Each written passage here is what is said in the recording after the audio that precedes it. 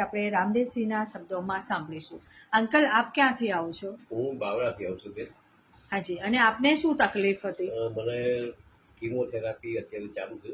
ફેફસામાં કેન્સરની ગાંઠ 1.5 સેન્ટીમીટર બતાવે. 2 ડોઝ લીધા હતા, ત્રીજો ડોઝ કાલે જે દવા જવાનું હતું.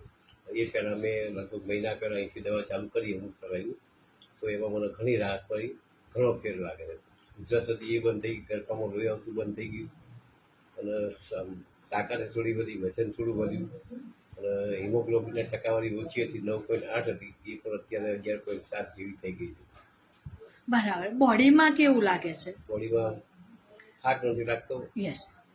હવે જ્યારે અંકલ તમે અહીંયા ફર્સ્ટ વાર આવ્યા, અમારી અહીંની દવા લીધે આપને કેટલો સમય થયો? લગભગ 13-10 મેં દવા લીધી હતી. હા, એટલે 1 મંથ જેવું થયું, એક કોર્સ પૂરો થયો. બરાબર. જ્યારે તમે અહીંયા ફર્સ્ટ વાર આવ્યા ત્યારની સ્થિતિ અને અત્યારની સ્થિતિમાં કેવું છે? 50 થી 60% રાહત છે. આપણે 50 થી 60% રાહત મળી છે. જે ખાંસી, જે કફ, જે બ્લડ આવવું એ બધું સ્ટોપ થઈ ગયું છે. ઓકે ઓકે ઓકે, સરસ. આપણે રિઝલ્ટ છે.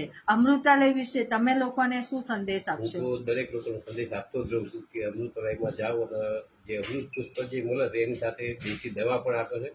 જો જરૂર લાગે તો આપે છે, નહીં તો અમૃત પુષ્પ એટલું કામ નથી કરતું.